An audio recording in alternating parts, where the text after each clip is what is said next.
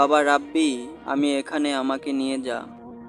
সাথে সাথে পেছনে তাকিয়ে বাবাকে খুঁজতে লাগলাম, কিন্তু আশপাশে কেউ নেই। হন্য হয়ে খুঁজেও চারপাশে কাউকে পেলাম না। মনের ভুল ভেবে আশ্রমের উদ্দেশ্যে সোজা হাঁটা শুরু করলাম। একদম কাক ভেজা হয়ে আশ্রমে গিয়ে উঠলাম। প্রায় শেষ রাত, অনেকে নামাজ পড়ার জন্য উঠেছে। পরক্ষণেই ওই লোকটা আসলো যে আমায় ফোন করেছিল। আমি বললাম, কোথায় আমার বাবার লাশ? লোকটা বলল, রাকিব সাহেব, আপনি শান্ত হন, আমার সাথে আসেন, ওই রুমে আপনার বাবার লাশ রাখা আছে।